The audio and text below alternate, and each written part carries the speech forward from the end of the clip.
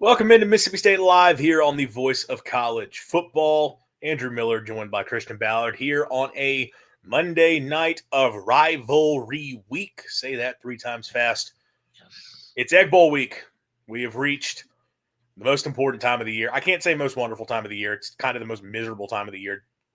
I would say even if you're on the winning side of the rivalry, which right now Mississippi State's not, the Egg Bowl has always been a miserable experience for me and for a lot of, I would say, fans of both teams.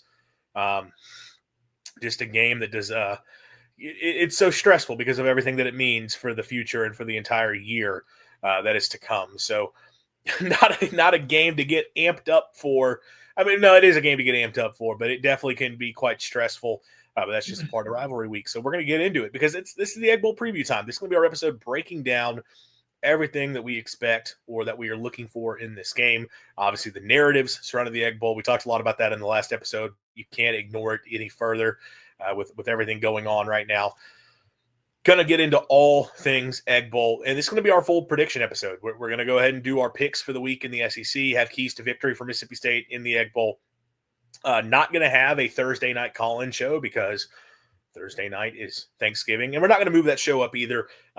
Tuesday and Wednesday, I've got other stuff going on. I know Christian's got his own stuff as well. So going to just be doing this, our one show this week. So this is going to be our full breakdown preview of the Egg Bowl as well as our predictions for the weekend of college football. So big episode. For those of you who are tuning in, if you could, leave us a like on the video. Subscribe to the channel if you are not already.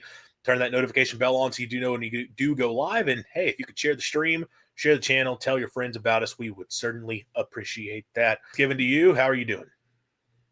Happy early Thanksgiving, man. Unless you make the college football playoff and a national title, can we all come to agreement? Even though bowl season's fun, like we got a lot to look forward to in the postseason. But can we take a moment and appreciate rivalry week? Like, there's nothing sweeter than beating up on your rival.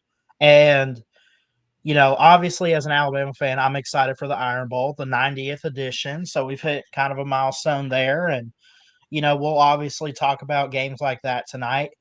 Um, I'm just excited. Obviously, we want to start with the Egg Bowl and get into talking about Mississippi State. Can they win this and go to a bowl?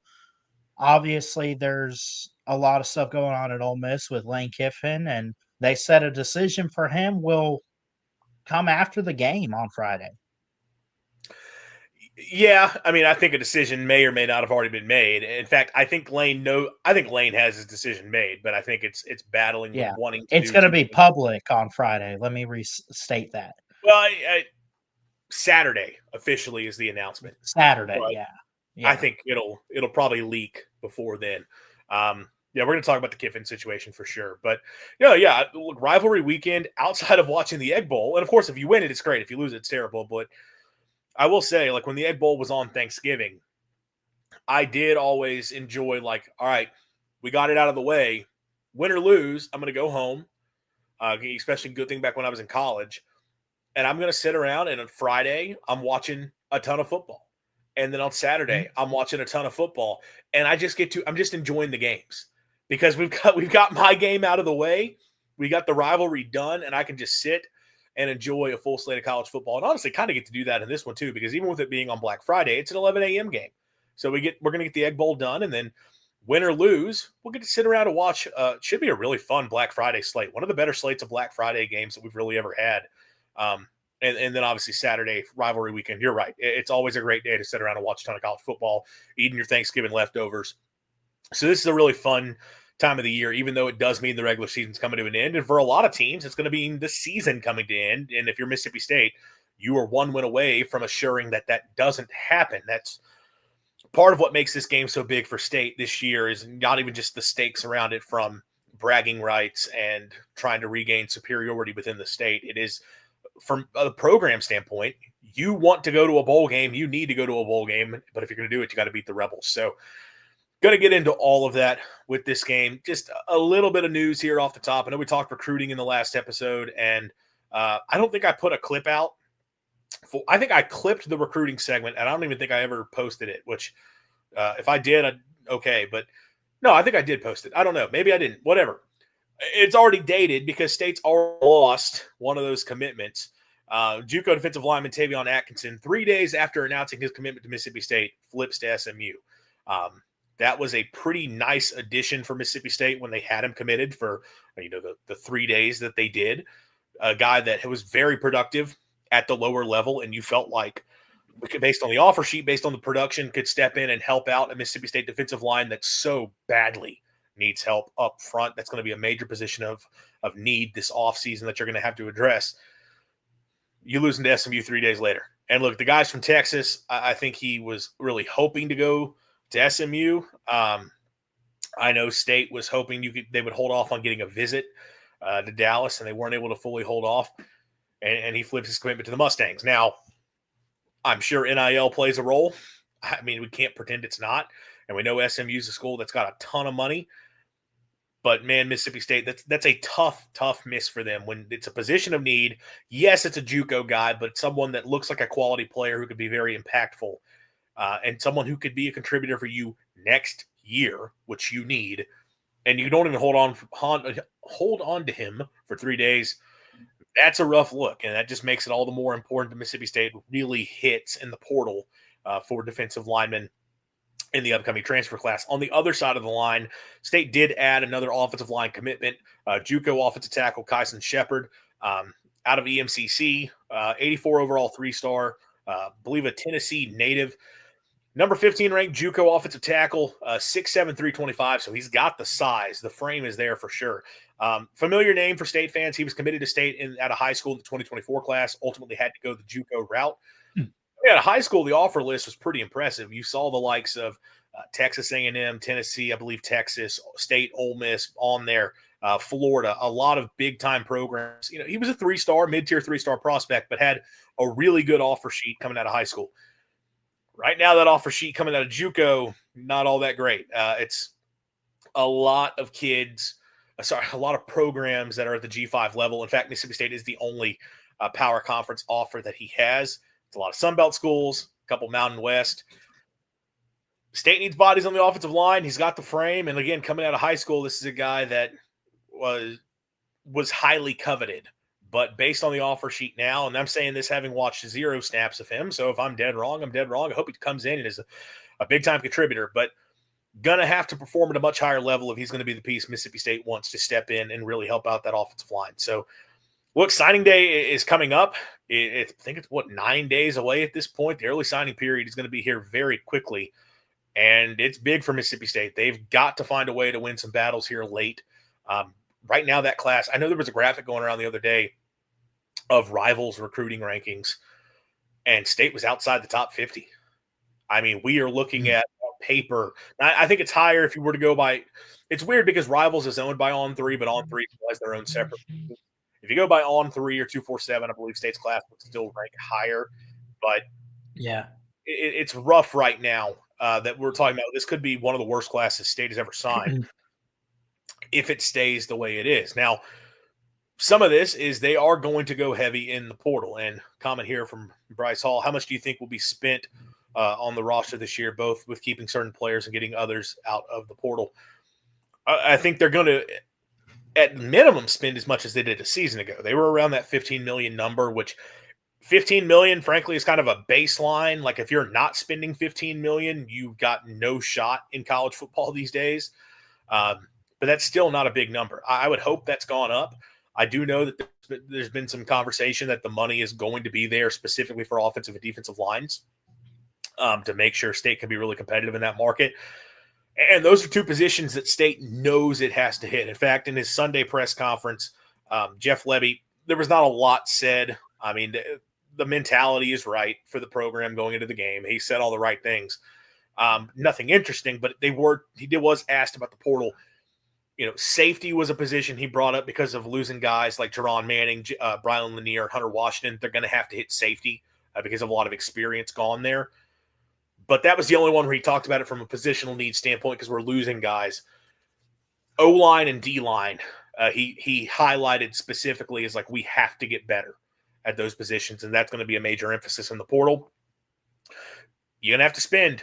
Look, those are coveted pieces out of the portal, and if you're talking about adding the type of guys that can come in and perform really well, you're going to have to spend. Now, you are hopeful if you're Mississippi State, you are not talking about having to bring in the type of portal class you did either of the last 2 seasons.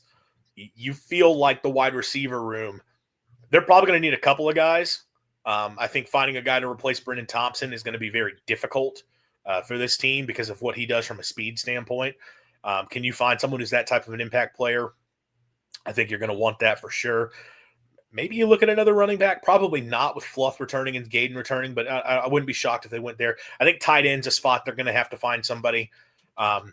Really need a tight end who can step in and be more of a receiving threat and kind of play that Sadie Traore type role.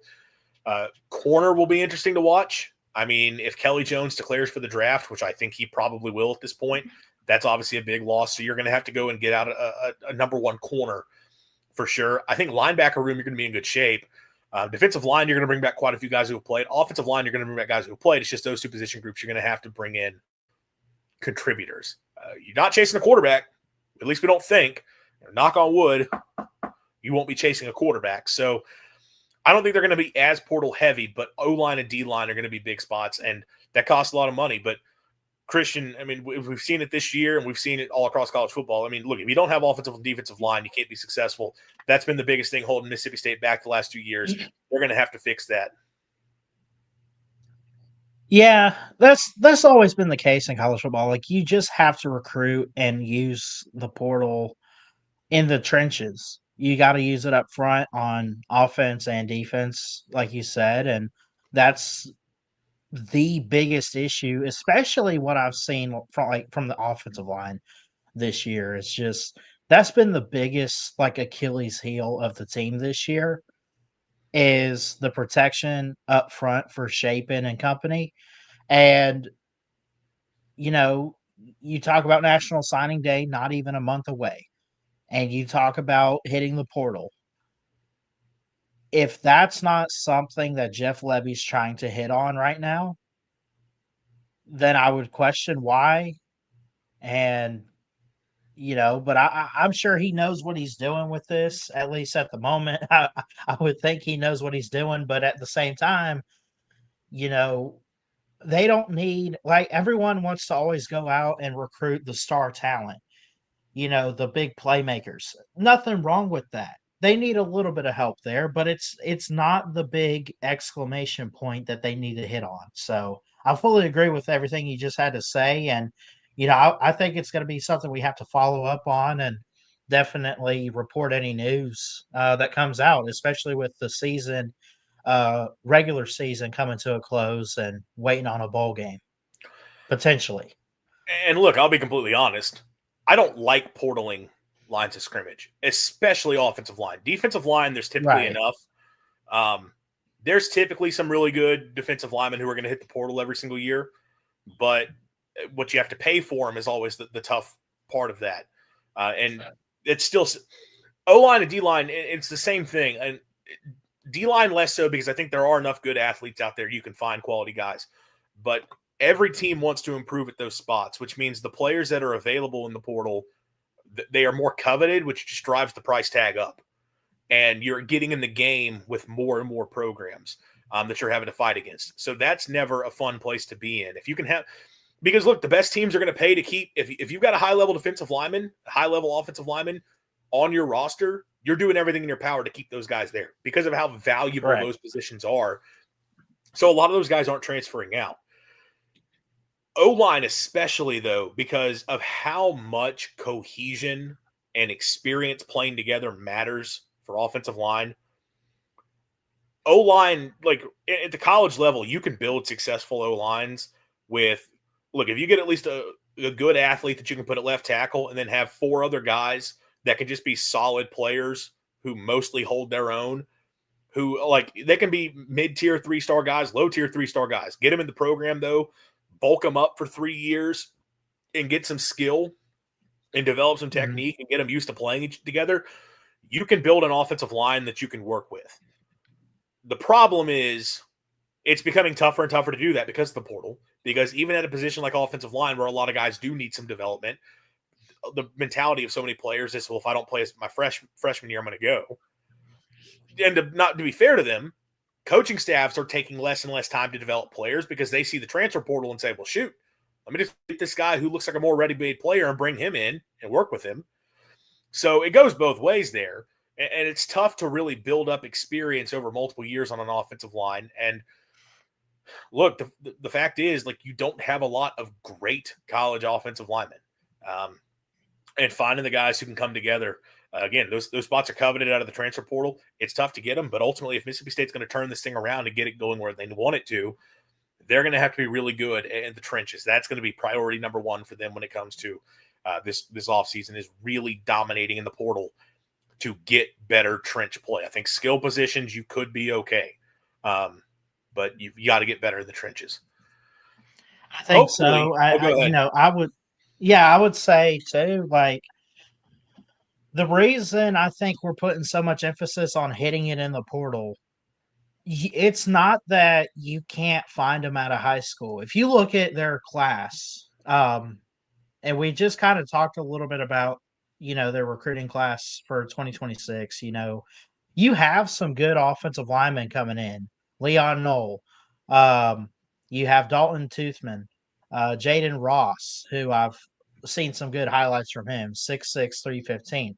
Here's the thing, though, Andrew. We talk so much, and it's so cool to see in college football all the freshmen step up. But I feel like on the O line is probably one of the more harder positions to fill when you got nothing but true freshmen and inexperience on the college level. So definitely this offseason, this portal window, get the experience from guys, even if they were on the G5 level. It doesn't matter. If they've played in college and they want to come over, don't hesitate to put them on the field. Well, they have to go portal heavy, though, because, like, yeah, there's a couple solid options committed. D-line class is rough. I'm just being honest. O-line, I think there's a couple intriguing players. The D-line class is bad. Like, that's got to get – and they're clearly going portal heavy there. We did have a question, who's going to win this Friday. You have to stick around at the end of the episode. We're going to – we still haven't gotten into the breakdown of the Egg Bowl just yet. But O-line, yeah, I can see some guys where, okay, see if you can keep them in the program, develop them over multiple years, fine. But for both sides of the line of scrimmage, it's an issue where you don't have the guys who have been in the program long enough that you trust turning over the reins to them just yet. You've got to hit the portal. It's a necessity thing. State doesn't have an option. They're going to have to go hard in the portal for both offensive and defensive line. I don't love doing that for all the reasons I said. I think it's tougher to find those players, and it's tougher to get them to come in and play well, but you don't have a choice. And your State's going to have to be a portal-heavy team for multiple years, which there's a lot of risk-reward with that, but it's the reality of the situation that you're in from a roster standpoint, and until you fix the high school recruiting, that's not going to change. Part of why the high school recruiting is so bad right now, and it's people around the program will tell you it is not an NIL thing. Like, the money is there to be able to get some of these guys on board. Although, look, I don't think State's probably offering insane numbers for high school players, including when you I don't think State's going to offer a ton for high school players, especially right now when they do have to be so portal heavy. They don't have a choice. We know we got to go with the portal guys, so that's where the spending's going to be. But the money is there regardless. It's a fact of getting kids interested in coming to play for the program. Jacob asking what's Colin's schedule for the week. No Colin show this week. And I know the Egg Bowl is a week where people would like to come and get involved. But you have thoughts on the Egg Bowl, hit them in the chat in this one. This is our full Egg Bowl preview episode. So the way this is going to work, tomorrow night, at least on the SEC channel, but I also believe on the Mississippi State channel, we're going to have an extra episode, some more Egg Bowl preview. I'm going to have an interview here on the channel. Wednesday night is the SEC show, and then Thursday's Thanksgiving, so we're not doing anything on that day. So no call-in officially this week. We will have the post-game show after the Egg Bowl. I may be tempted to open up the lines post-game on the Egg Bowl. That might be fun. We'll see if everyone can agree to keep it PG. I may open up the lines after the Egg Bowl. We'll see how that goes. That might be fun to do. But yeah, look, just getting back to the point at hand, like it's tough to convince players right now to come be a part of this Mississippi State program because there's still so much unknown about where things are going to go moving forward. You have to give players a reason to be excited about where this team is headed. And because of that, like that means you've got to be able to win games. You got to show them going to a bowl game. You need to be parading around Scott Field with the golden egg to show that there is something happening. Y'all catch the Kiffin hostage video today? I didn't watch I really didn't watch it, but I've read the comments. What did I miss other than, I mean, I know the news, like he's like I know the coaching rumors and stuff, but did I miss something in like maybe a press conference or whatever? He had a presser today, and Mhm. he was very awkward up there. Continued. He said at the top he was not going to be answering questions about the job stuff, and was getting more and more frustrated the more he was getting asked questions about it. I don't know if frustrated is the right word, but he just kept like, oh yeah, there's another, not going to talk about it. Oh, look, another, there's going to talk, I'm not going to talk about it. He gave a lot of responses that just didn't do anything to end any speculation about where he is ultimately headed when it's all said and done. Yeah, we're going to talk about that stuff here in just a sec. But for Mississippi State, again, if you want to fix the recruiting, you have to give high school recruits a reason to believe that this program is going to turn into something better than what it is right now. Because right now, it looks like a program no one wants to come be a part of, if we're being completely honest. I mean, I think even right away when Lebby got hired, you saw some recruiting momentum in the high school ranks. They ended up signing some impressive high school recruits with the hire of Lebby because it's first-time head coach. Okay, there's a lot of buzz, excitement around that. Since that point, man, it's been tough. I know you had a couple big recruiting wins at the end of last year. Obviously, Camario, you holding on to him. Everything that happened with Tyler Lockhart and keeping that commitment. But it was a very up-and-down class last season. And this season, even after, State's potentially, they're improved, potentially going to go to a bowl, it's hard to sell this program to high school kids right now. With the portal, it's a lot of guys who are just looking for opportunity. And it's also a lot of guys where if you're going to pay them the most, like, cool, come do it. It's a little bit tougher with high school, I think. And it's something State's going to have to – they need the proof of concept. And that makes this game so big because it is a chance at proof of concept to show that this program, it's not just improved.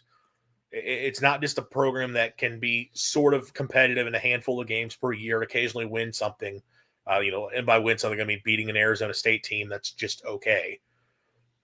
Can you actually hey, we went to a bowl game. We beat the number 6 team in the country, ruined their season.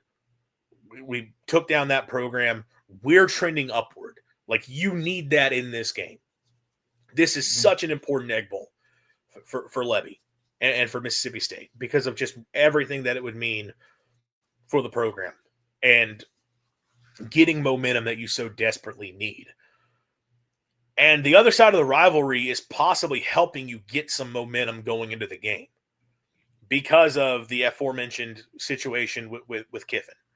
I know Christian said earlier, there was the announcement on Friday. Kiffin had a meeting with Keith Carter, the athletic director, and the Ole Miss chancellor, basically, and they put out a statement that nothing had been decided.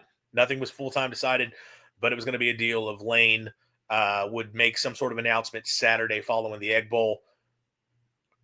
I think everything is trending towards Kiffin is looking to make a move.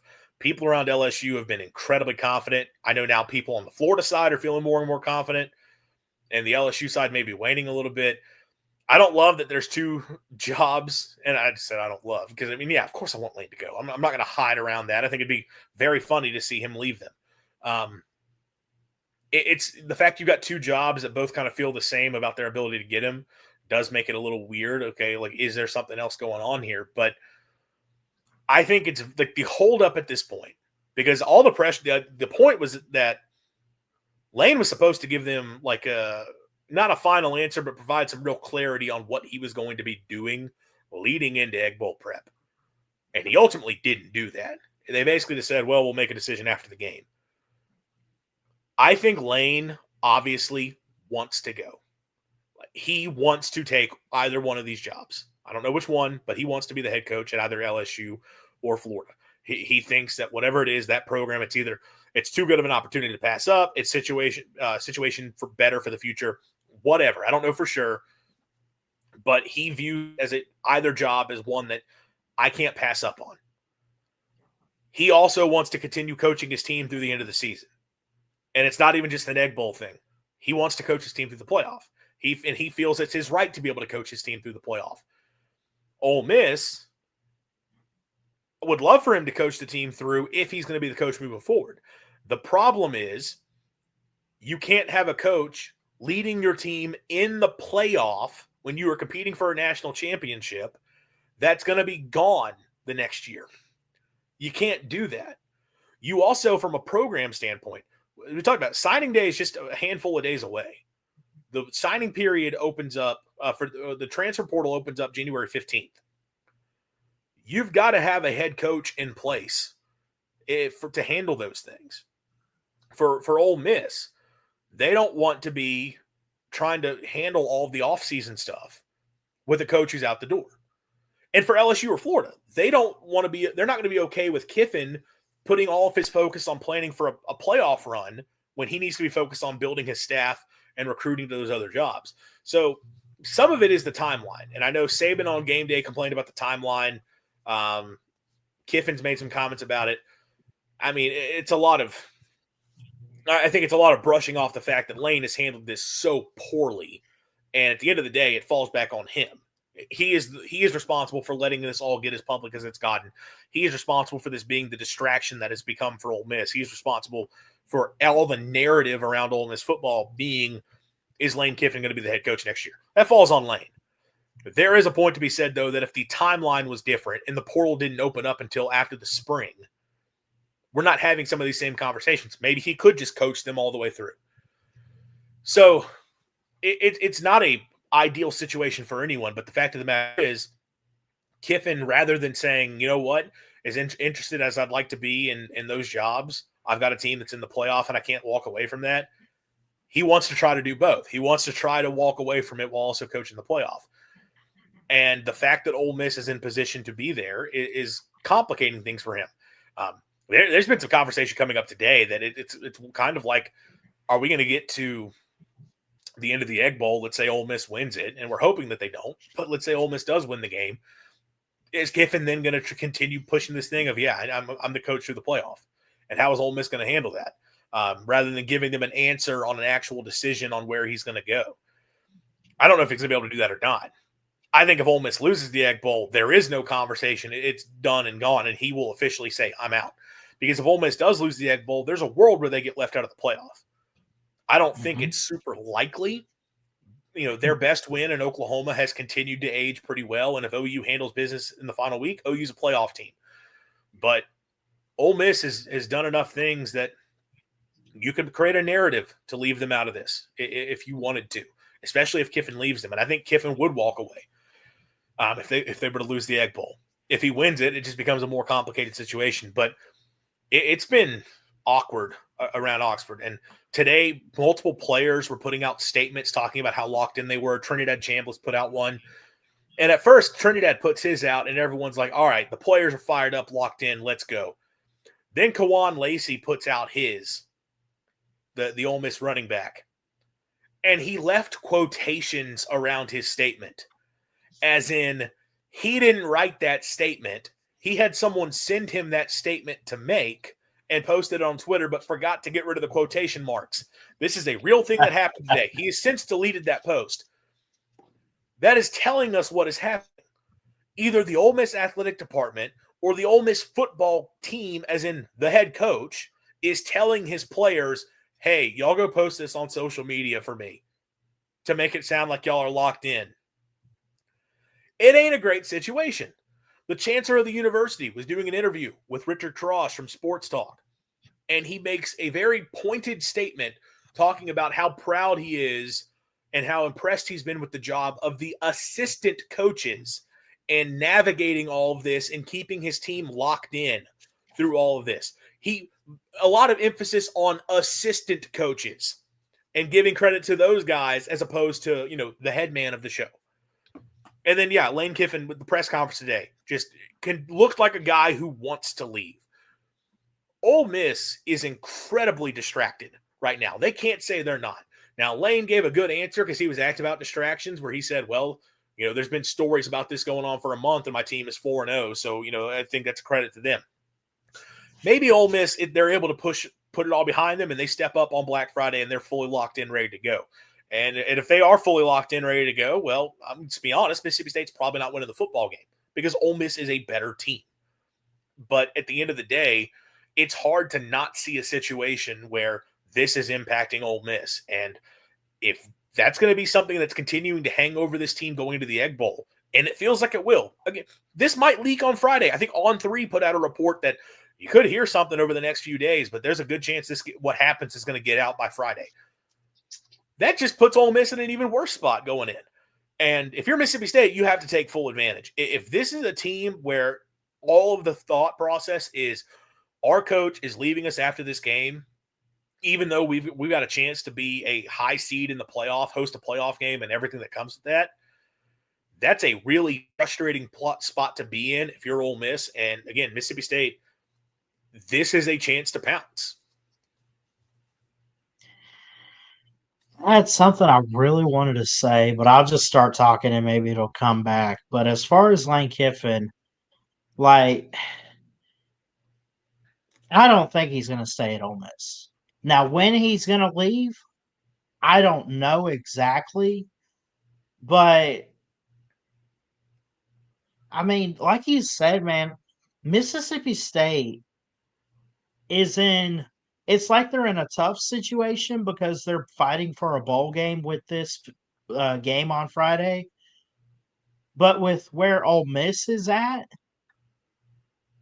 like you said, man, take advantage of that. Wouldn't it be the biggest hilarious slap in the face to not like Lane Kiffin, but just to Ole Miss and like Ole Miss fans if you're just like, hey, dummies, your coach is leaving and we just beat y'all. Like, I mean, because like what's crazy, like I get if a coach like Lane Kiffin's gonna leave. But you cannot tell me or convince me that he has not had phone conversations that we just haven't heard about. He's talking to some people. I guarantee you he's talking to somebody. I don't know if He's it's had conversations. Florida. That's known. He's met with Florida people. He's Yeah, had a conversation with the governor of Louisiana. Like, these are all things that have been officially reported. Like, he has had conversations. yeah. Okay, yeah. So, but like the only thing we don't know, or at least what's been made public, is if he's made a decision to stay or go. I can tell you right now. I know I had said last week, or I think it was last week, I said something about he'd be a guy to follow the contract or follow the money. I take that back. I know he does love the players. He does love the game of football, and he wants to be a big part of that. I know you had kind of corrected me on that. So but Well, to be fair he, to you, the yeah, numbers coming out for the LSU contract are absurd. We're talking about $98 million. He can say right. it's not about the money. And I take him at his word in that I don't think the contract in and of itself is what he is considering. However, there's no way Jimmy Sexton is not going to get every single cent possible out of all three of these programs when it comes to the contract. So it's Yeah. both things.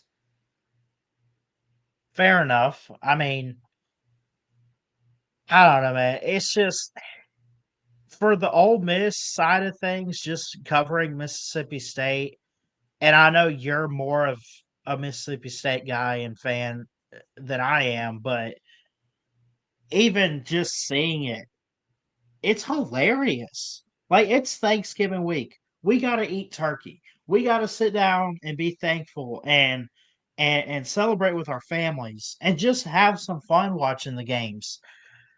Well, here's the fun for you. Um, there's no way, and I know we'll probably predict and talk about it later on, but I think as far as this egg ball, I would be shocked if we get 100% Ole Miss like dialed in football team. I would be shocked by it, man. I mean, if they come in and they got a really good game and they're like 80, 85% dialed in, cool, great.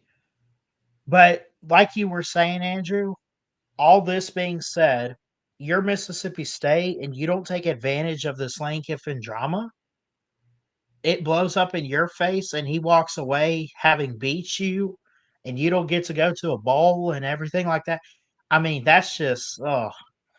I hope Jeff Levy is like really chopping at the bit to get these guys ready for Friday night or I Friday agree with a afternoon. lot of. I agree with a lot of that. I mean, look, I think I am leaning towards like Ole Miss. I have a hard time seeing them being as locked in as they possibly could. They can spread a narrative on social media, and if they are, and they come out completely fired up and ready to go, well, then more power to them. I mean, that would suck, but it just would be is what it is. It feels like this is a team that's going to have to be dealing with that on game day. Mhm. And again, if you're Mississippi State, that's all the more reason for you to be locked in. We've talked about this a ton this season that Mississippi State, Levy's made a comment in his press conference multiple times that we're not a good enough team to be able to make mistakes and win. And he's correct. Mississippi State's not a good enough team to be able to make mistakes and win. The other side of that is Mississippi State's not a good enough team that the other team can play perfect and Mississippi State can win. That's probably not going to happen. There's a few exceptions to that because obviously you're not talking about a team that's 2-10 quality.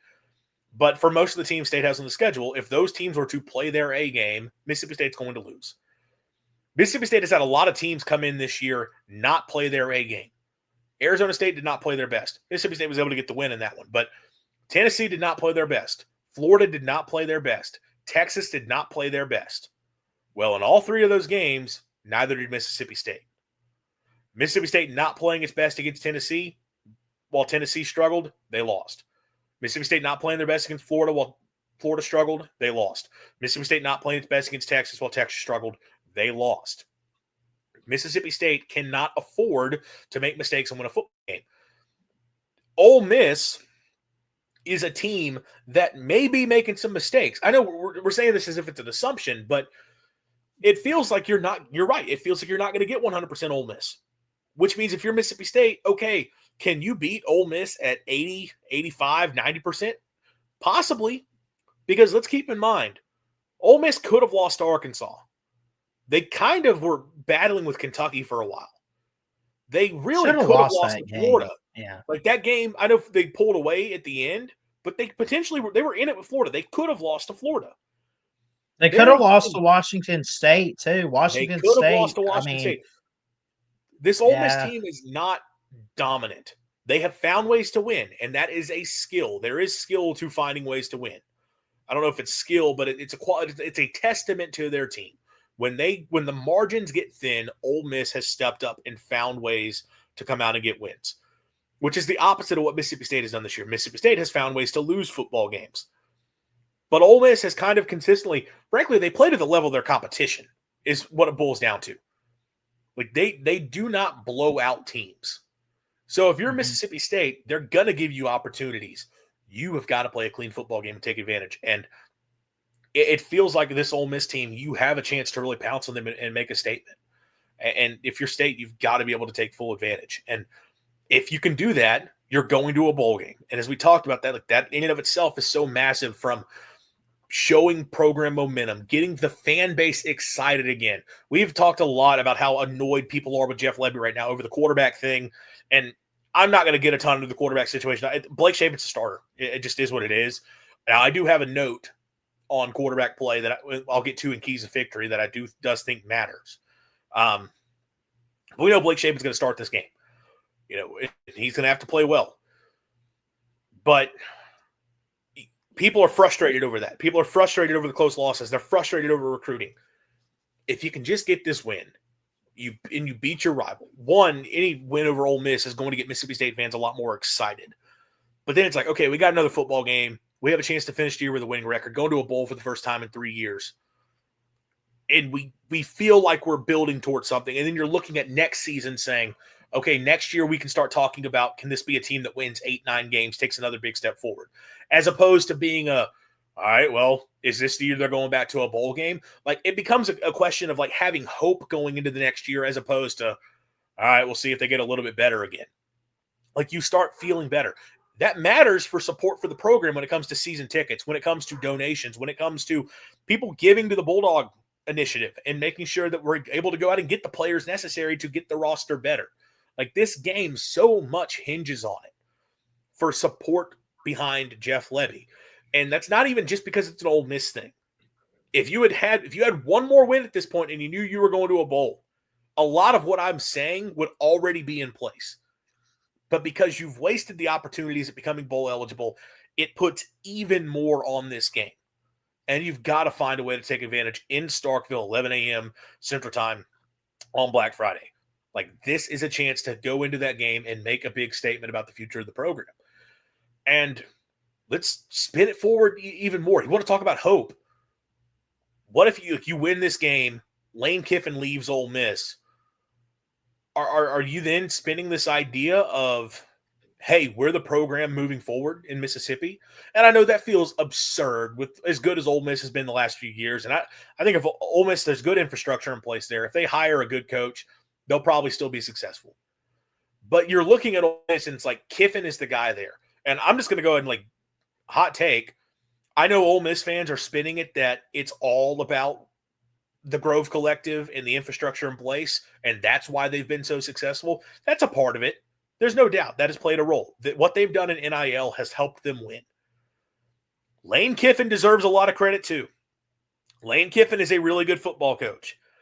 And when programs lose an all-time great coach, you tend to see some regression afterwards to the mean.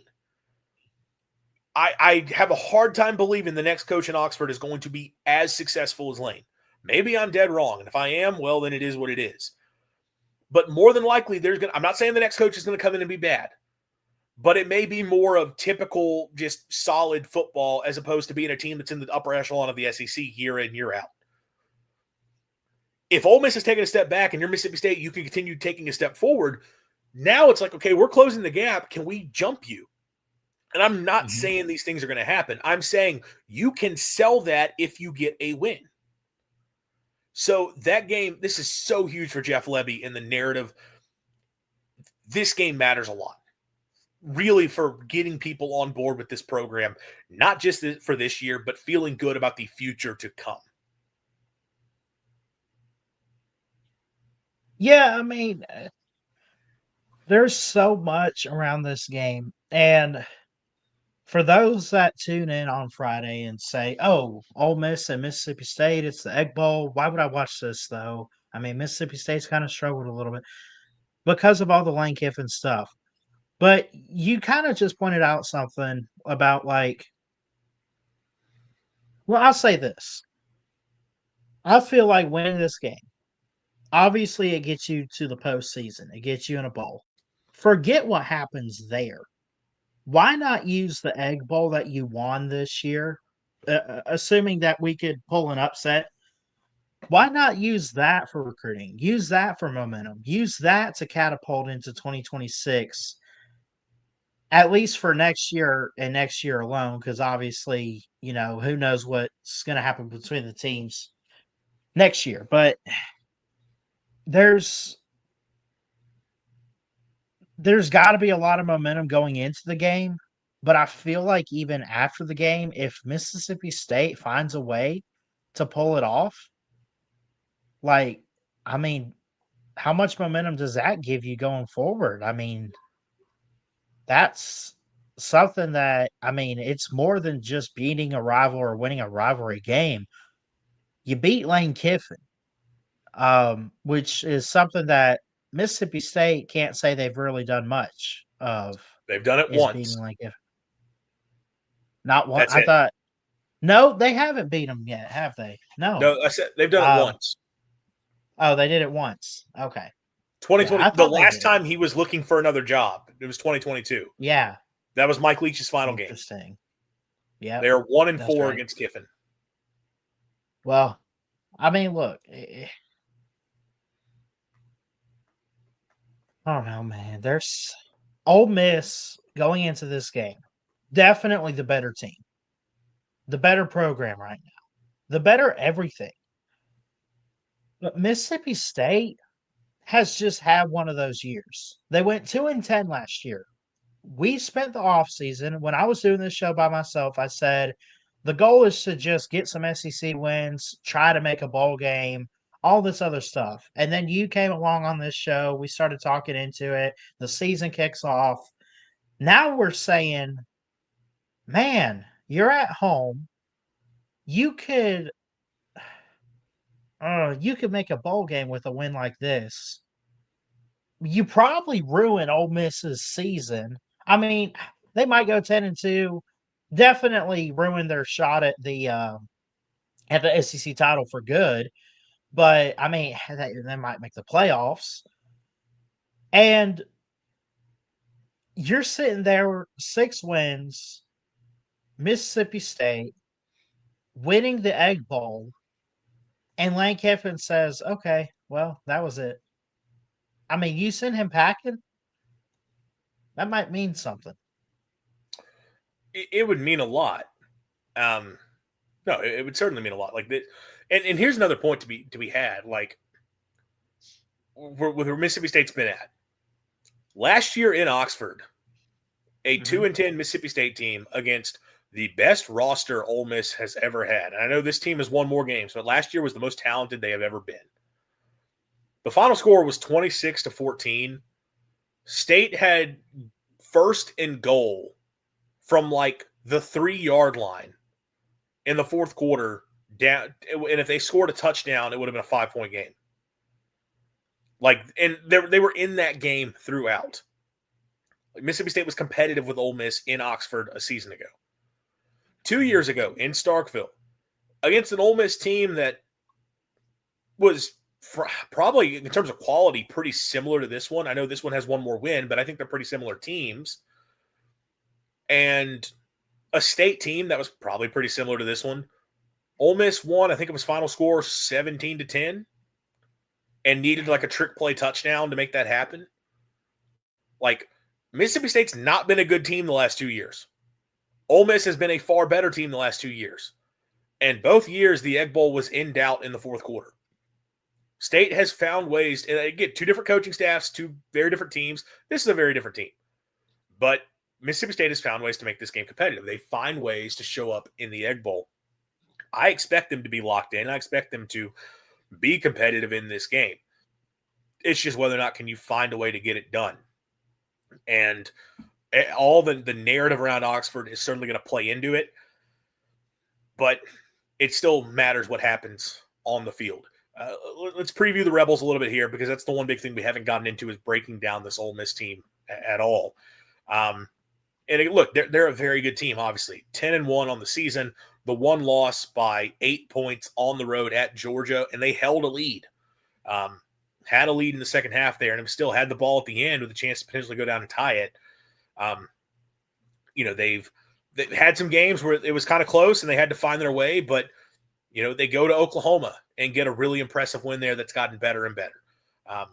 Haven't really blown out a lot of opponents. But like I said, they kind of played to the level of competition throughout the season, but continue to find ways to win football games. And the offense has been really, really solid.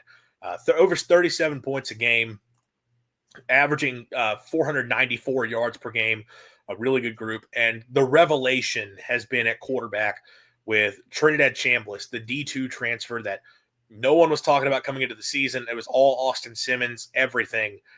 And Chambliss has just had a really impressive year for Ole Miss since stepping in for an injured Simmons. He's completing over 65% of his passes for 241 yards per game, averaging 8.9 yards per attempt, 14 touchdowns, just 3 interceptions. He's been really good on the ground, over 444 rushing yards with 6 rushing touchdowns.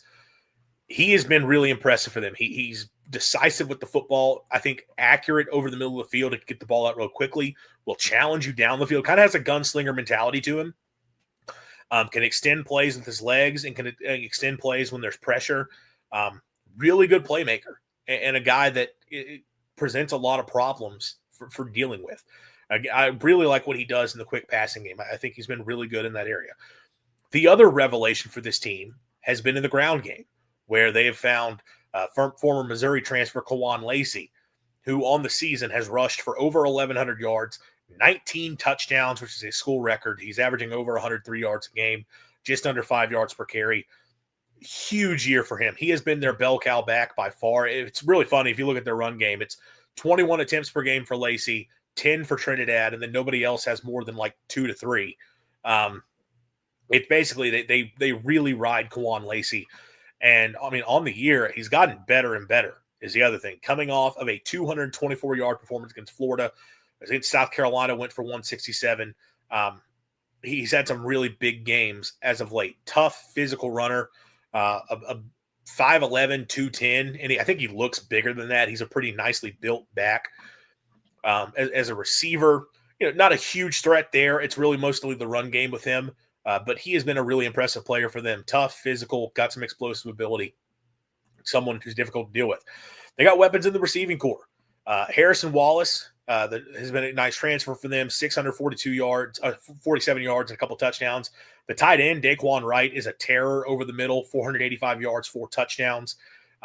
Has been a big matchup nightmare for them, and they'll move him around, use him in a lot of different ways. Deuce Alexander, Deshaun Stribling, Winston Hopkins, a lot of these new faces at receiver have all stepped in and just been really solid players. And you kind of see a lot of a balanced passing attack, and that they'll throw to a lot of different guys. Caden Lee, who I can't forget, really good player out of the slot for them. 460 yards, 3 touchdowns this season. It's a deep group of receivers. They've got guys who can win one-on-one downfield. They got guys who are dangerous in space. Right at tight end is a tough guy to deal with from a matchup standpoint. This is a team that has got a deep group of skill players. I don't think they've got the one superstar receiver, kind of different from last year when they would have had a Trey Harris out there.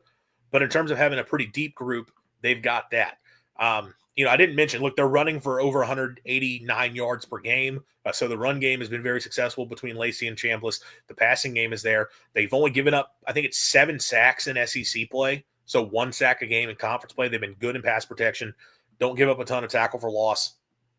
Well, I mean, not a ton, but I mean, 5.6 per game. This is just a really good all-around offense. They're good on third downs. They're solid on third down. Do have some struggles in the red zone. That is an area where they can kind of slow down a little bit. It is converting in the red zone, but this is a dangerous offense Mississippi State's going to have to deal with. For sure, man. And what's crazy about it is it's because of how they recruit, how they use the portal, and because Lane Kiffin is just that offensive guy. You mentioned quite a few receivers there. It's going to be a big challenge how they're going to rotate those guys possibly in this game. I mean, I know it does have a starting point. If you're Ole Miss, it does start with Daquan Wright at tight end. It starts with Harrison Wallace. But Kewan Lacey, well, he's the running back, but Caleb Odom, Winston Watkins is another one. I mean, these are guys you're talking about 5 guys that have had 400 plus yards receiving. You have like 2 other receivers, I think, that have over 100, over like 150. Hey, they're just explosive. It makes me think. I'm trying to think. Honestly, dude, it makes me think back to like 2019 LSU. The only difference is Ole Miss does have a loss.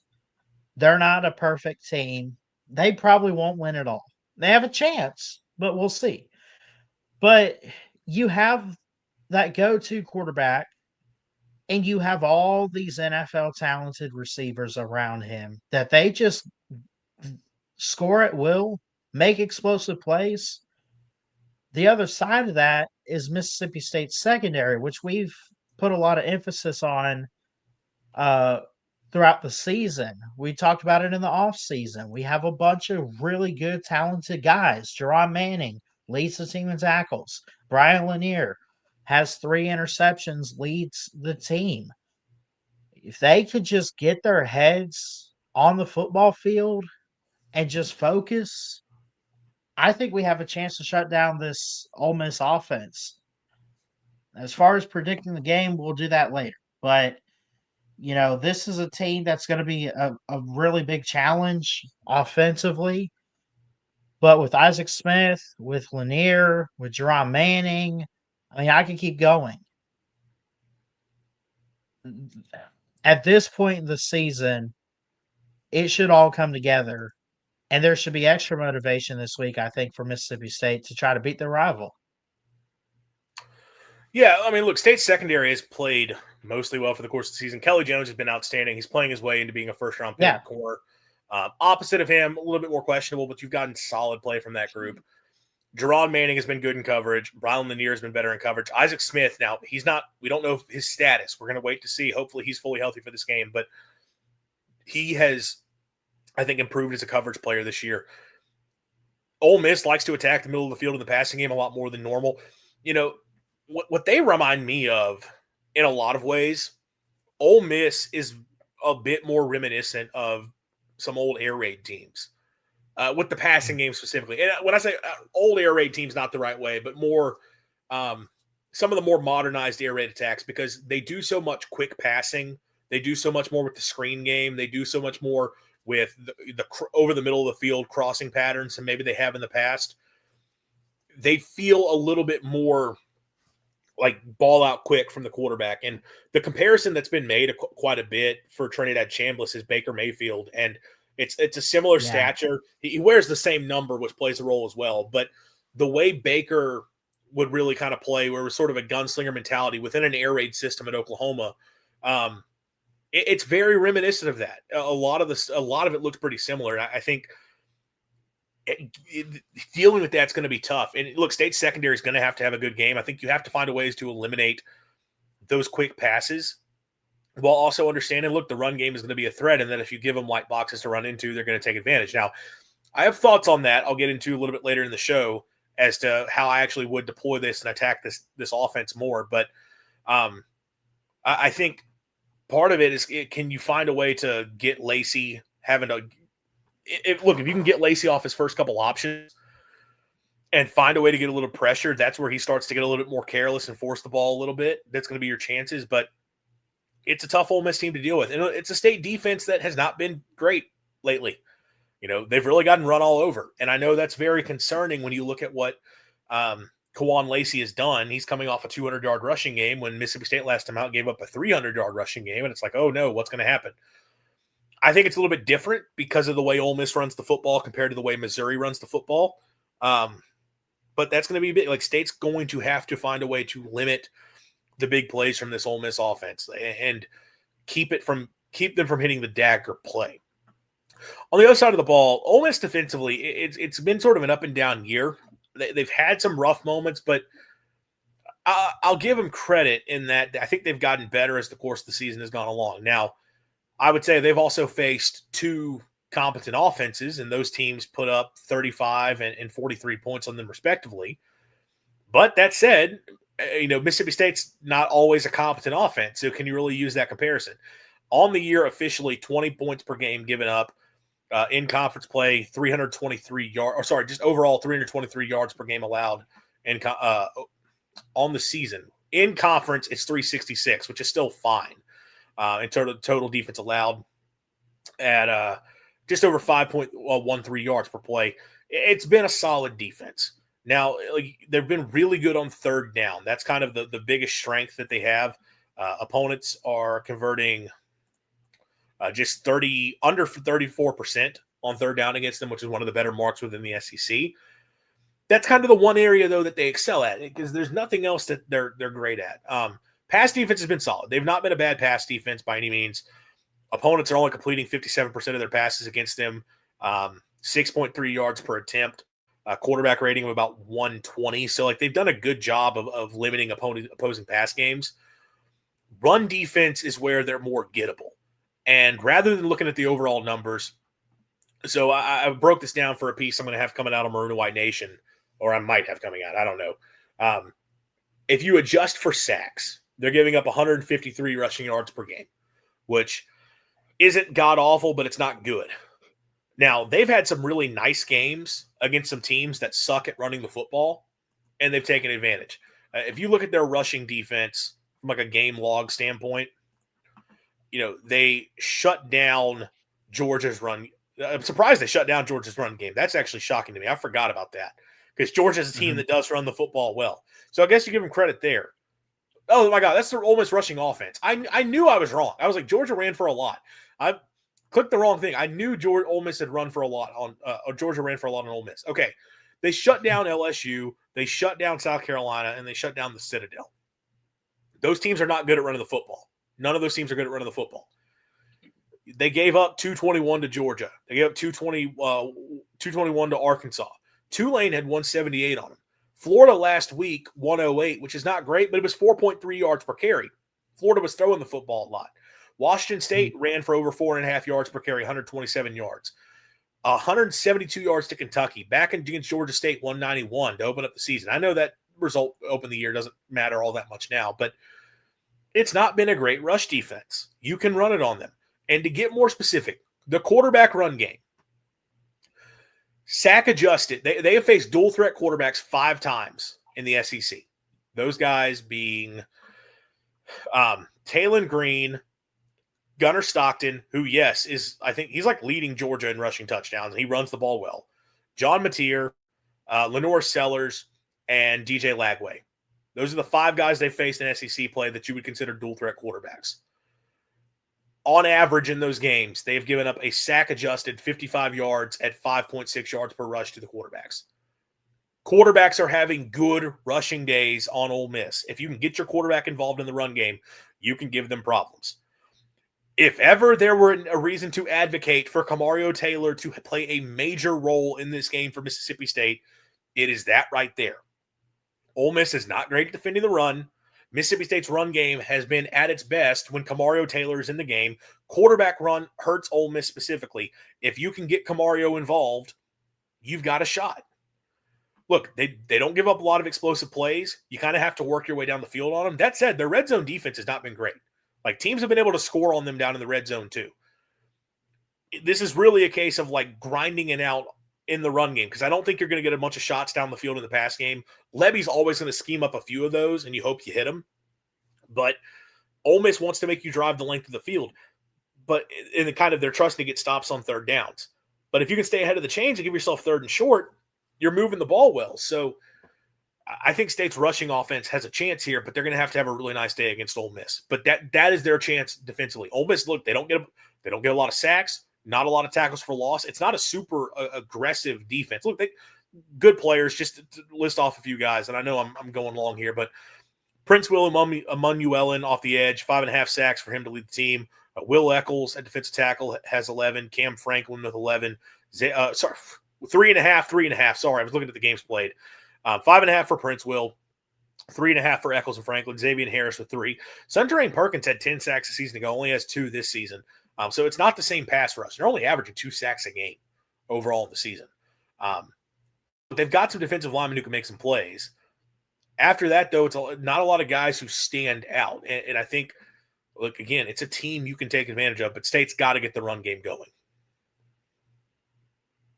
I think so too.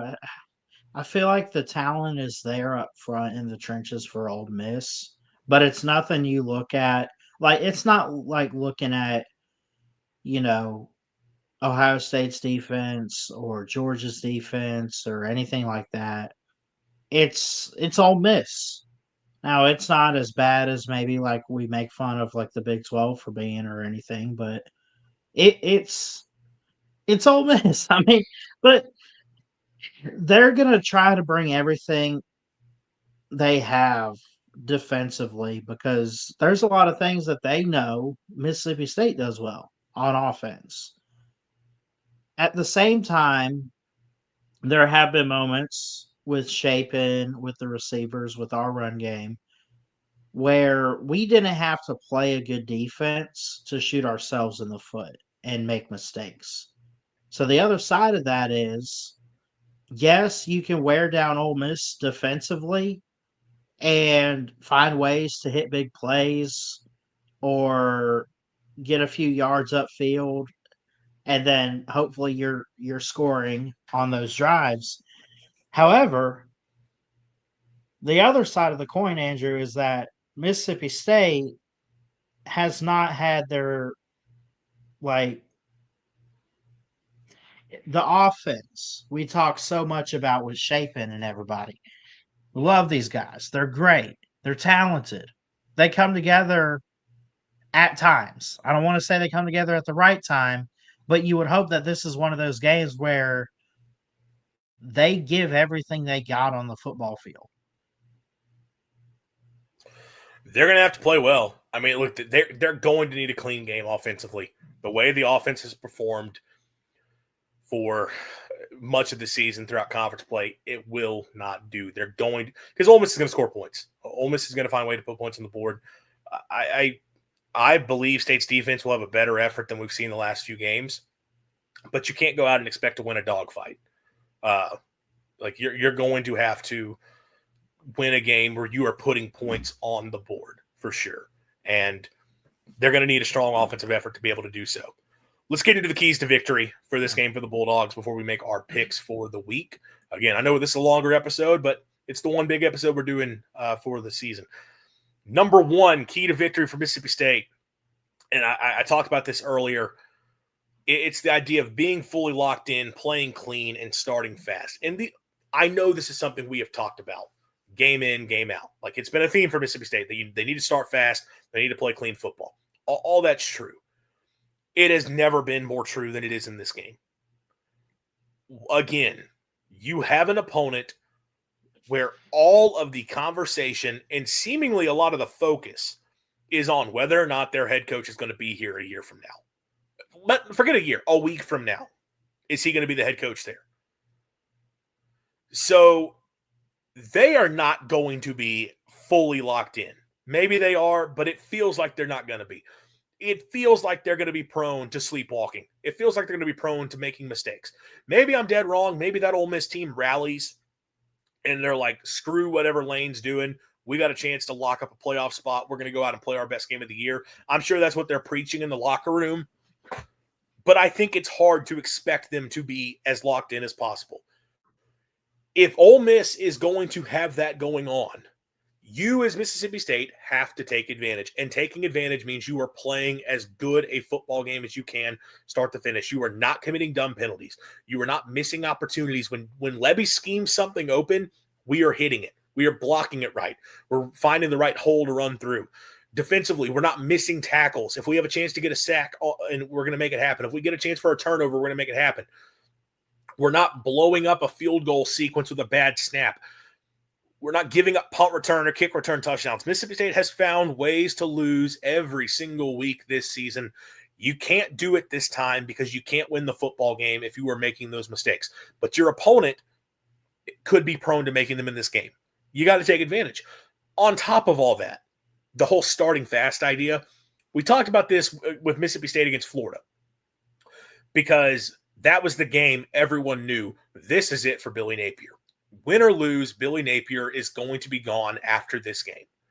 And I talked about State needs to start fast and put a nail in the coffin of the Gators as quickly as they can, because if they do that, that Florida team is probably going to lay down and quit. State offensively went down the field, scored a touchdown on the first drive. They held Florida to a field goal on Florida's first drive. And then on State's second drive of the game, they get into Florida territory and they miss out on scoring touchdowns. They had like a wide open touchdown, didn't hit it. And then from that point forward, it became a whole issue of Mississippi State missing chances. They gave life to Florida, and Florida was able to stay in that game and ultimately get the win. You got to bury Ole Miss early. You need to hit the dagger in this game. It needs to be like we're talking like State gets up 14-0 in this game. You've got to do it. Because if you do it, I think Ole Miss is going to have a hard time on the road coming back with all the conversation. Especially if they lose, I think it's, well, Lane's done. Our coach is out of it. You got to take advantage. And if you can do those things and strike fast and play clean football, Mississippi State's going to have a really good chance of winning this game. My first key to victory is don't get too comfortable with the lead. Don't get too comfortable with it. Look, I don't care if it's 7-0, 3-0. I don't care. You're up. That's great. That's fine.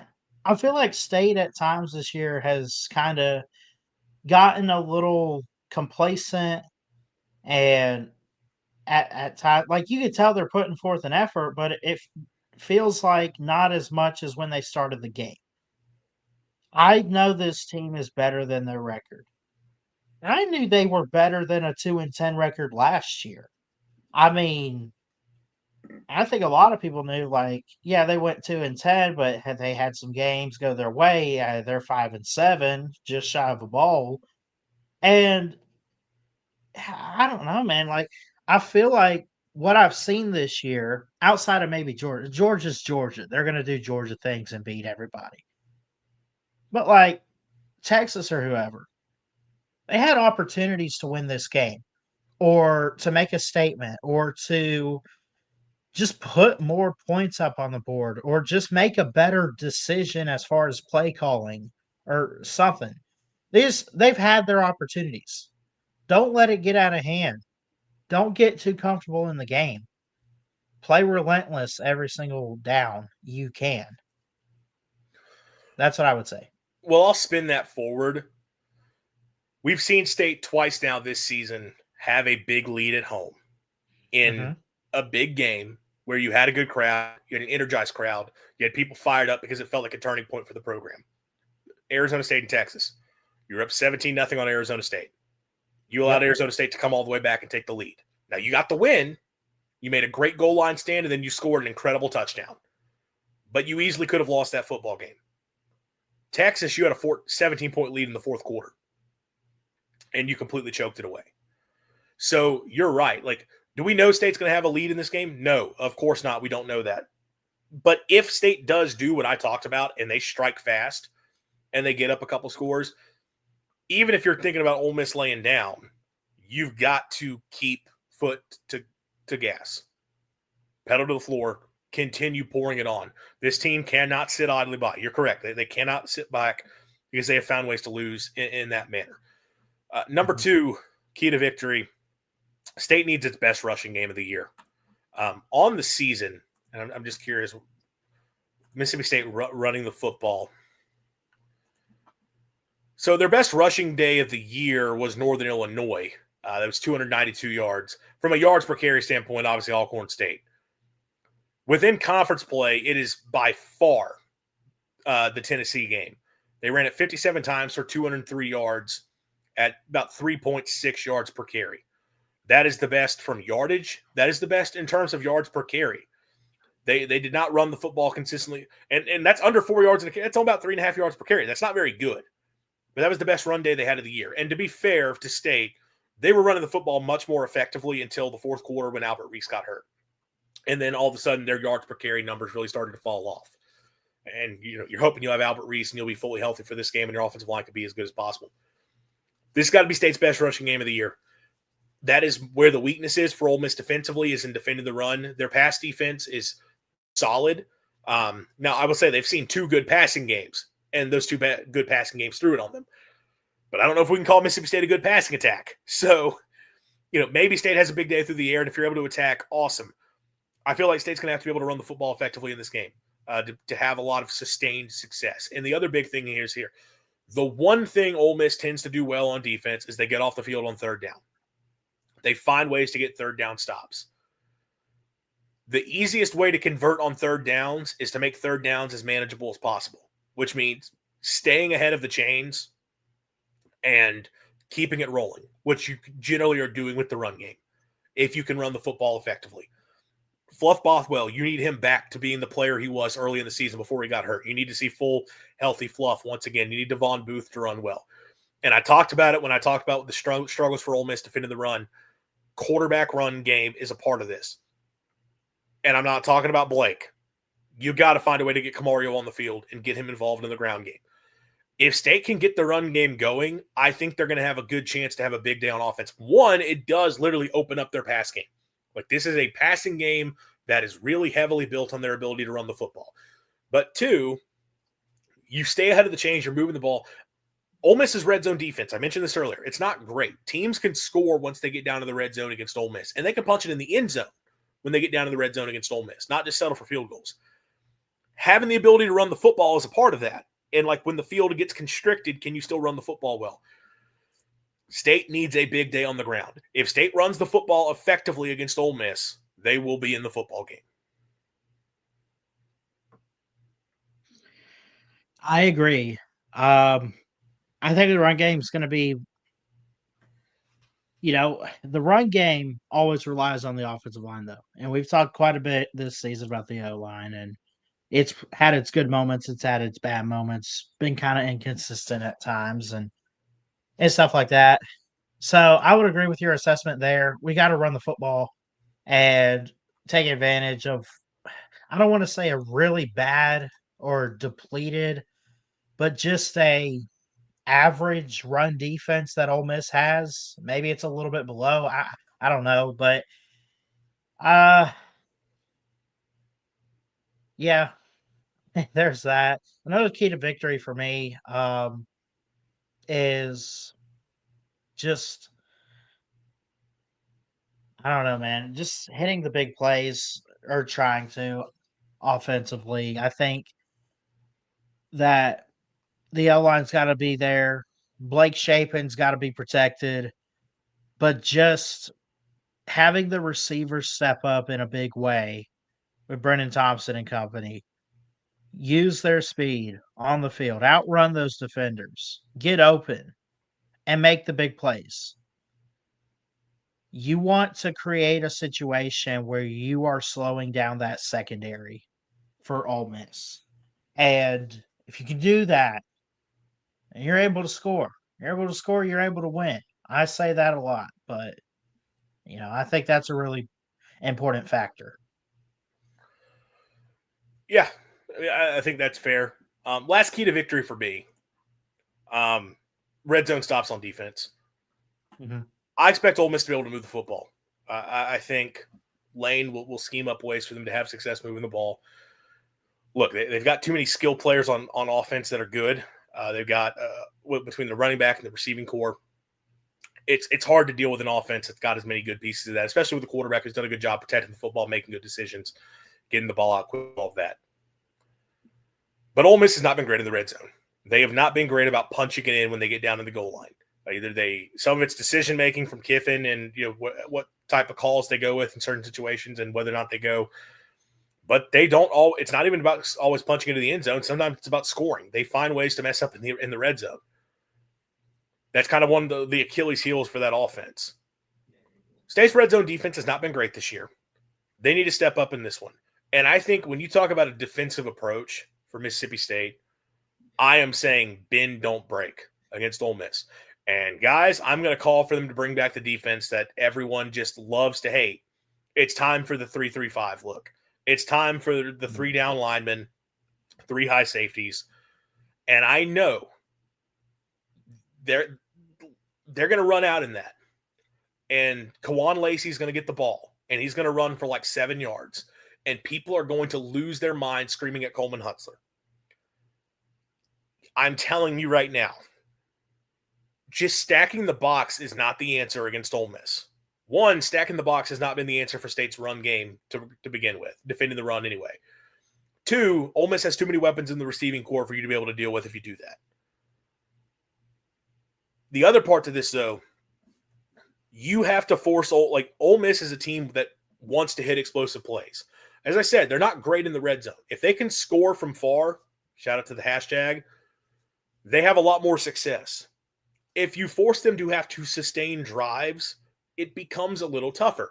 They can do it because Trinidad has done a good job as being a guy who can sort of dink and dunk his way down the field a little bit. And also Trinidad's legs play a role here as well. And when you have a quarterback who can make plays with his legs, it does sort of hurt the idea of just trying to limit a team from the big plays because there's typically space for the quarterback to be able to run some, which that's going to be another thing here. State can't let Trinidad kill them with his legs. But the rush 3 drop 8 approach and playing with a light box, I mentioned the Ole Miss pass game this year is more air raid-esque. It really is. They look more like an air raid team when it comes to how they throw the football.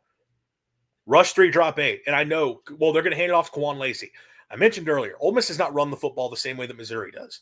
Missouri is a pro-style run game that leans heavily on outside zone as the basis of everything they do, and that is a perfect way to attack the Mississippi State defense.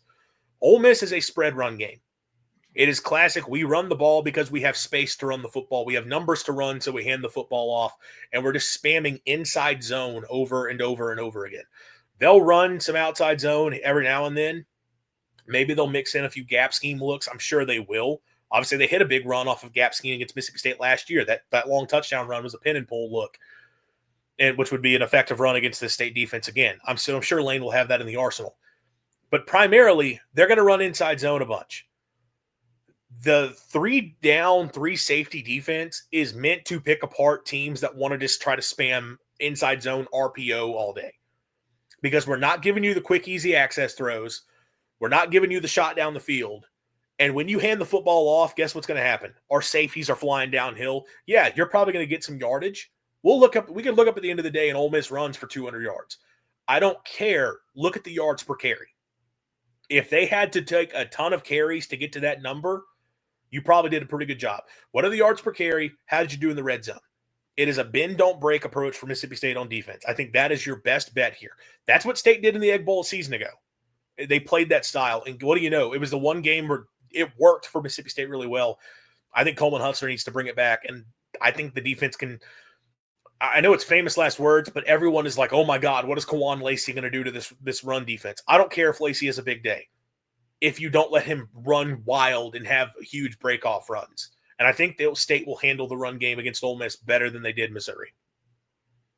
Basically, you take away the explosiveness. I mean, like you said, man, if I would say no more than like 4 or 5 yards like a carry. You said, I think about 3 or so. Like, if they're under 4 yards a carry, I'm happy.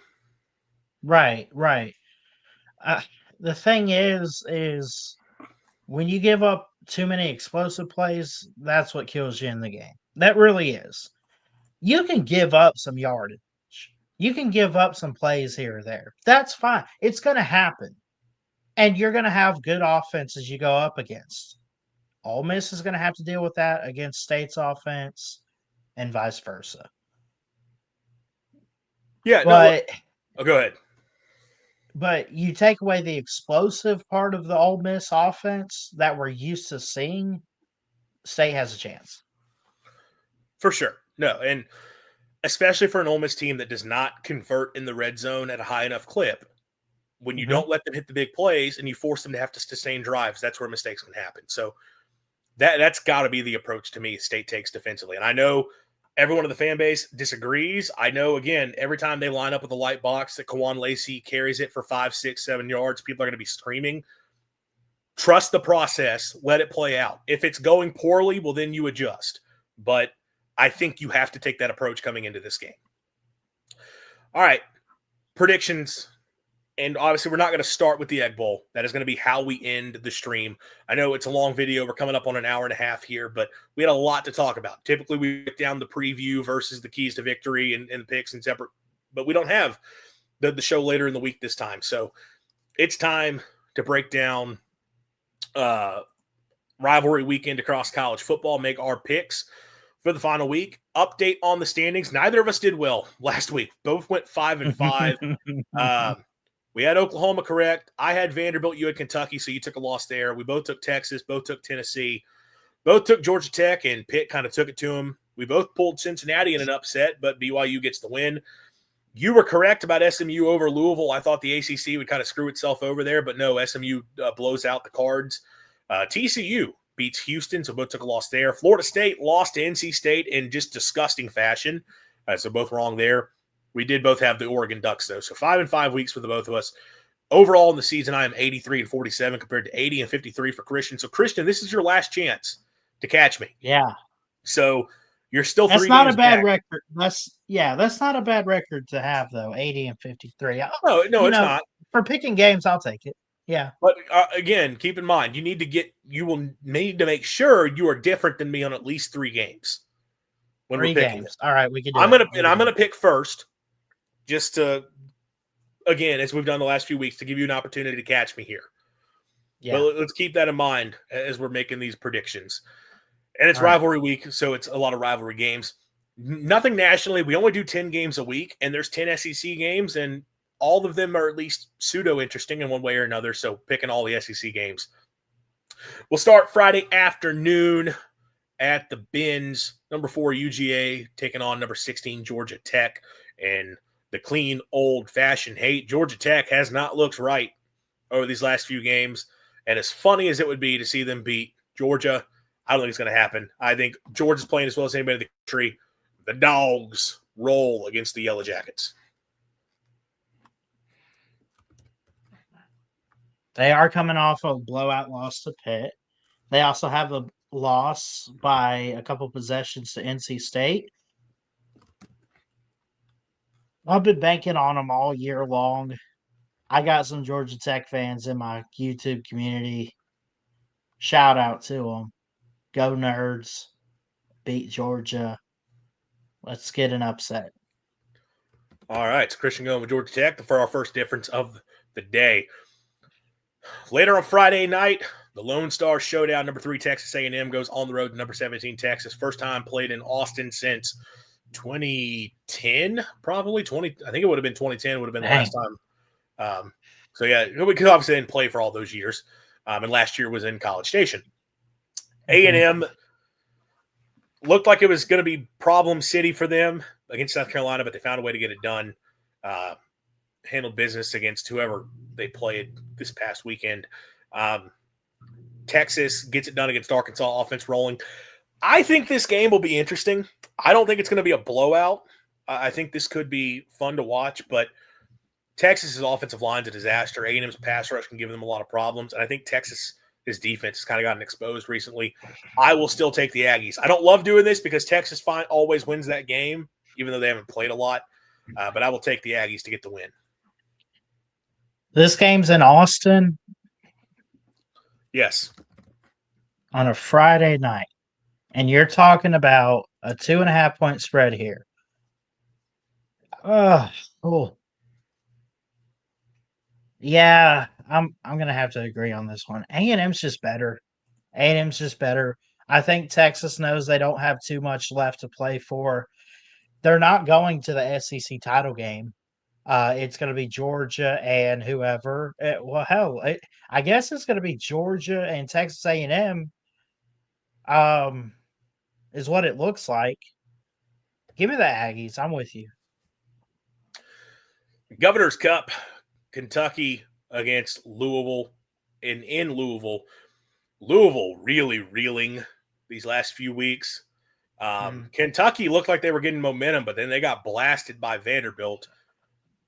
But I think I still am going to trust the Cats here. One, they win this rivalry a lot. The way Louisville's been playing lately does not inspire confidence. I think Kentucky gets win number 6. They become bowl eligible. They get the win over their rivals. Yeah. Another tough one to call because it's like these two teams have literally the last almost a month have flipped their seasons. At the beginning of the season, Louisville looked like they were it. Like they just, you talk about 3 of their 4 losses are the last few weeks. This was a team that was supposed to win the ACC or at least make it there halfway through the season, early on. And then you have Kentucky, who lost in a blowout to Vandy, but beat Auburn and beat Florida. Not really good teams this year. They did go on the road and find a way to win close against the Tigers. I'm going to go with you. I'm going to go the Wildcats here. I'm feeling it. All right, so we'll stay the same there. Still the one difference. We'll see if we differ on this one. Palmetto Bowl, Clemson at South Carolina. The Tigers have already locked up bowl eligibility after getting their win over Furman this past week, so they are guaranteed to be in the postseason once again. It's still not the season they want to have. South Carolina, though, is just really falling apart. Not the year they want. I understand it's a rivalry and Williams, Bryce, Magic, and all that stuff. I'm just taking Clemson. They're playing a little bit better right now, and I don't trust South Carolina at all.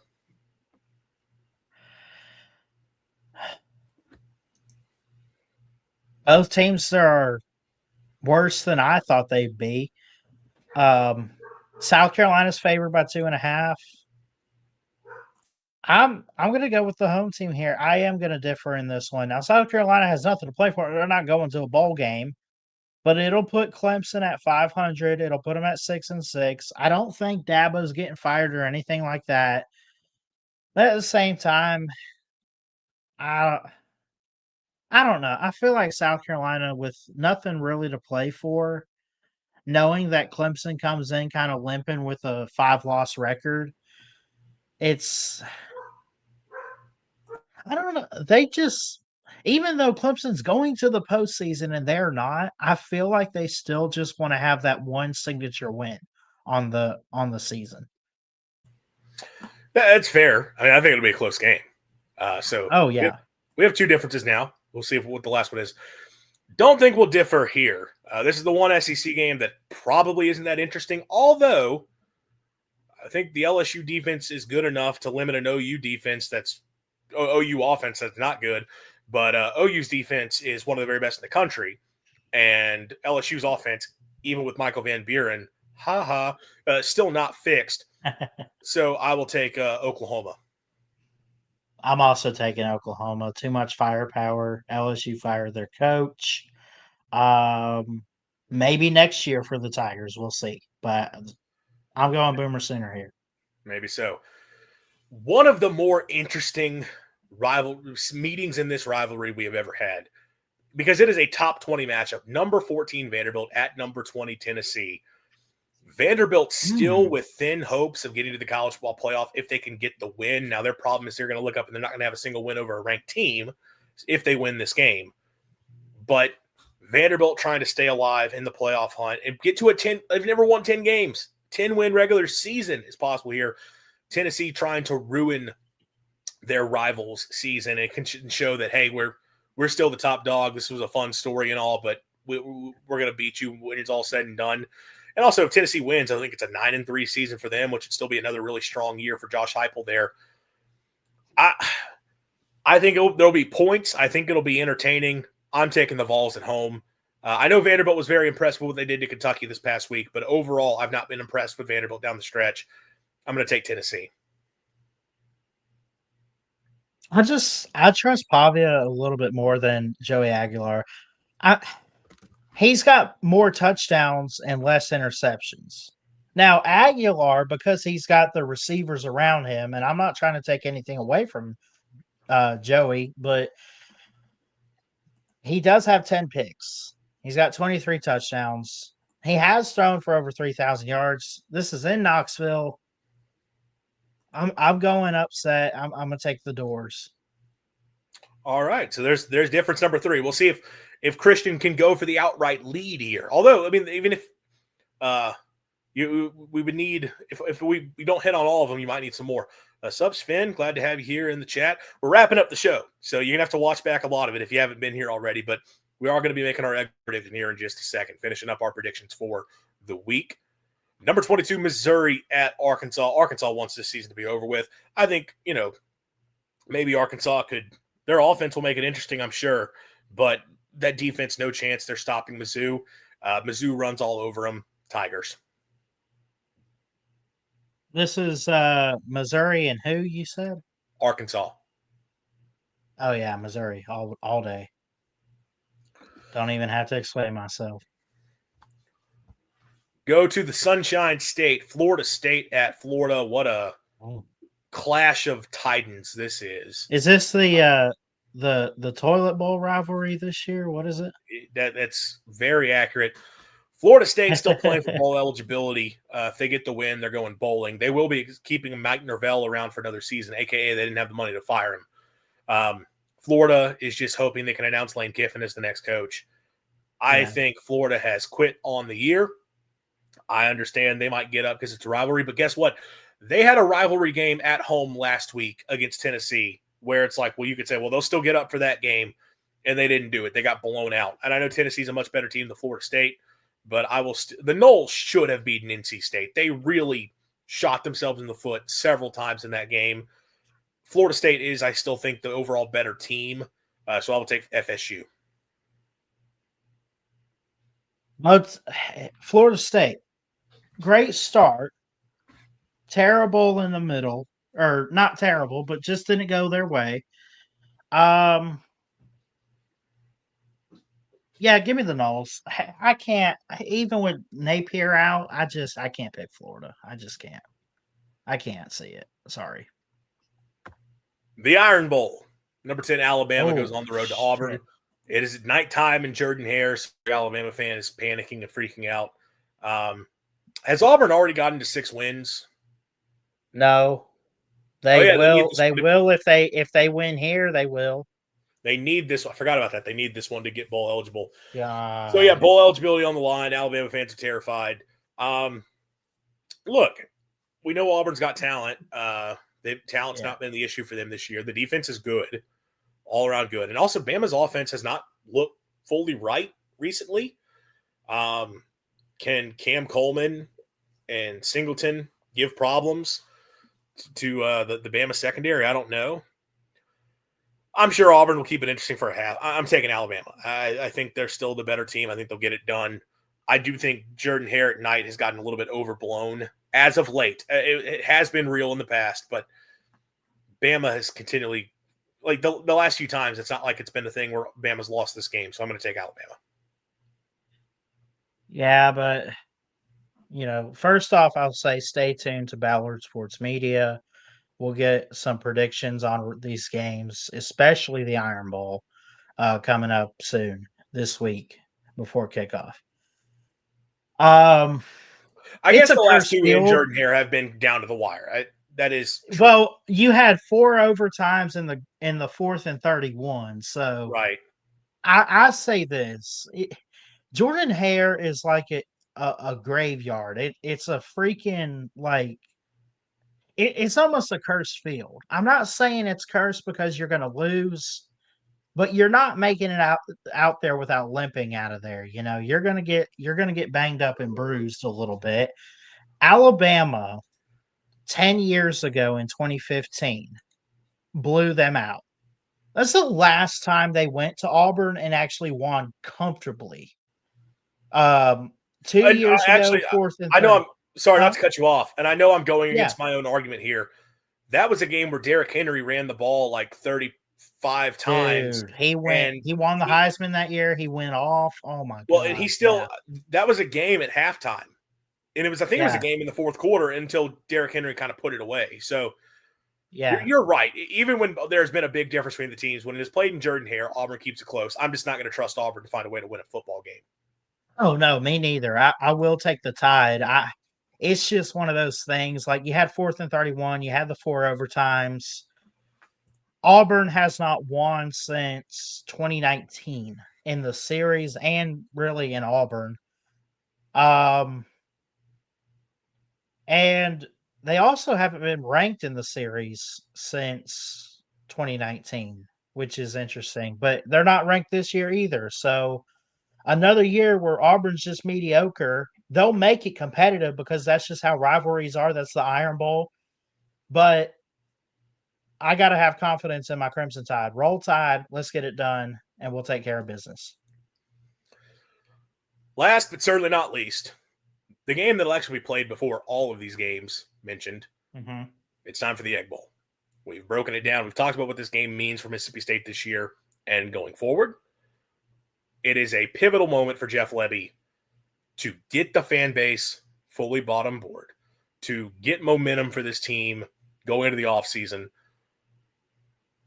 recruiting impacts, everything that comes with it, and a chance to really get one on your rival in what should be their greatest season ever with their coach, bags packed, ready to walk out the door, and he wants any excuse for you to just end it for him. State needs to step in and play an outstanding game. We've broken down everything. We talked about keys to victory.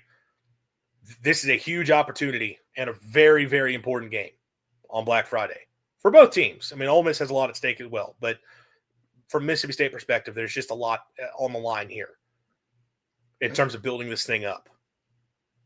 Christian, how do you see it playing out?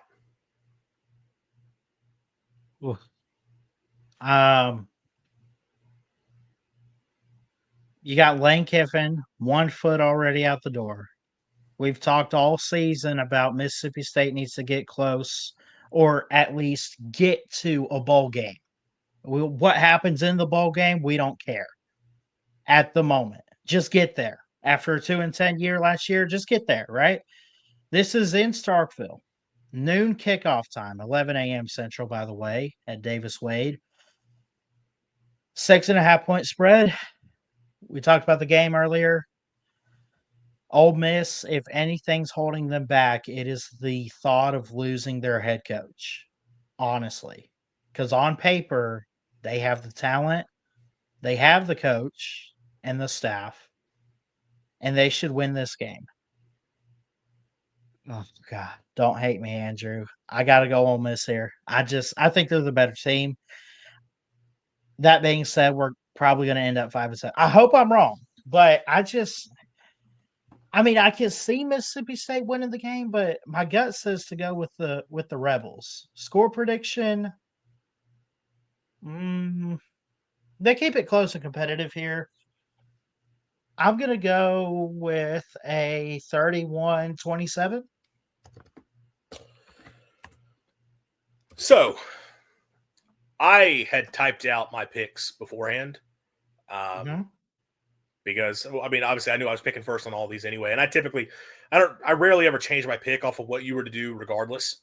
I guess I broke the trend here because I was supposed to be letting you go first, but for the Egg Bowl, I typically go, or for State, I typically speak last. I had also predicted an Ole Miss win. I had 31-24. I had a similar thought process.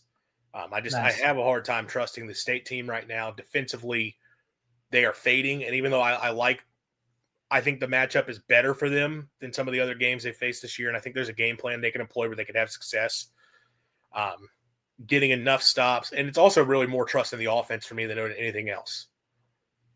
That being said, if you're going to pick Ole Miss, I can't let the Mississippi State show both be predicting Ole Miss to win the Egg Bowl. Yeah. And I won't lie. I have allowed the thought to enter my brain of, well, what if State does this? The fan me is starting to take over. And I don't like predicting games this way. I really don't. I am always one who it's like, if I have the ability to know a matchup and understand how it should play out, I'm going to make a prediction based on matchups and give you reasons why. This is what I think is going to happen. Here's why. I don't pick on vibes, but I'll be a fan here for a sec, and I will pick on vibes. Kiffin's got one foot out the door. The vibes could not be worse in Oxford right now. And whenever that is the case in this series, it goes poorly for the team whose coach is looking to leave. And they can talk about being locked in. They can talk about everything they have at stake. I think Mississippi State, the fact that they've been able to spend their bye week fully locked in on this game, whereas Ole Miss has had to spend this whole time figuring out, is their coach going to be there or not? We already talked about State's been competitive in this game the last 2 years despite having a massive disadvantage from Ole Miss. Ole Miss has been a much better team the last 2 years, and State still was in those football games. And I don't know if State's much better this time around. In fact, the difference between the two teams is probably about the same as the way it's been the last couple of years. It was much, much bigger last year, but 2 years ago it was pretty similar to this year. But neither of those years was there a question about Lane Kiffin's status. This is an Ole Miss team that has played with its food a lot of the season. They have played competitive games with teams that they should not be keeping up competitive with in a negative way. They messed around with Florida. They messed around with Washington State. They messed around. At this point, messing around with LSU ain't a good sign because LSU is not a good football team. Messed around with Kentucky. Messed around with Arkansas. They continue to mess around. At a certain point, it's going to bite you. The Bulldogs bite. Mississippi State gets the win in the Egg Bowl, becomes bowl eligible. Score prediction, I will say 31 to I'm gonna keep it 31-26. I know that's a 5-point win. Sounds kind of crazy. I'm gonna say again the Ole Miss Mississippi State fans. I hope I'm wrong because I would love to do some more shows on here and like talk about the bowl game and talk about all that. So I hope I'm wrong. I just kind of went with my gut that I just right now I have a feeling Ole Miss is going to find a way. But go ahead, Andrew. I don't fault you. No, like I said, I Yeah, was thinking I just think Ole Miss is going to find a way. It's not even so much an Ole Miss thing as it is not trusting State. Maybe there's a too much Mississippi State bias in the wrong direction for me. right. But I can sell myself on State winning this football game in a way I haven't been able to sell myself on some of these other games. So I'm going to take Mississippi State 31-26. The offense it runs the football well. Defense gets a couple stops in the red zone. That's where that 26 comes in, and that was playing off my keys to victory type idea. And I think State gets revenge for 2017 when an Ole Miss team that had no business competing with that Mississippi State team got a win in Starkville because Dan Mullen was gone and checked out. They get revenge in this one. They get the win. So I'll take the Bulldogs. And it gives us a fourth difference, changes things up a little bit on the picks. We'll see if it ultimately impacts things when it's all said and done. That'll obviously do it for us tonight. Again, update on the schedule for the week. Tomorrow night on the SEC Voice of College Football channel, but also I should be able to stream it on this channel as well. So you should be able to check out here. We're going to have an interview breaking down the Rebels. Got an Ole Miss guest coming on the show, so we're going to be talking about the Egg Bowl a little bit more, their perspective on it. Love to hear some insight from obviously everything happening with Kiffin. So breaking down the game there. Wednesday night, SEC Voice of College Football on Primetime Live. Full look at the rivalry week slate, full breakdowns across the board for what is should be a fun weekend of games within the SEC to close out the regular season. And then Friday, obviously State plays the Egg Bowl, and you will get me post-game. And I'm thinking we might fool around. If the stream's going well, we might open up the lines, let people come be a part of the stream and join into the action, depending on how that goes for Mississippi State. We may open up the lines afterward and make it be a call-in show. We'll see how that goes. Appreciate everyone who tuned in. If you haven't already, please leave us a like on the video. Subscribe to the channel and turn that notification bell on so you do know when we do go live. As always, swing your sword, hail State, and go to hell, Ole Miss. College football is even more exciting when you've got some action on the line, and the games are even better when you're cashing in. And the Voice of College Football is the place to be to get the greatest value. Start with my picks. 75% against the money line, 58% against the spread, and I've got a 40-plus year track record. 11-0 in the college football playoff for me last year against the money line, 8-3 against the spread. And I'm just the warm-up act. Steve Merrill of Wager Talk is our ace in the hole, show stopper. 7 years with the Voice of College Football, over 30 years in the industry. Steve gives us analysis on all the big games, but you can't miss Steve's weekly under-the-radar pick. 28-12 against the spread the last 3 years. You also get picks from some of our top analysts here at the Voice of College Football, including Corey Bratta, Matt Zemek, and Steve Dace. Check out those numbers. Become a YouTube or Patreon member for just $99 per month. Go to the main channel on YouTube, click join, and then select a betting tier. Do the same thing on Patreon. Make 2025 a winner now.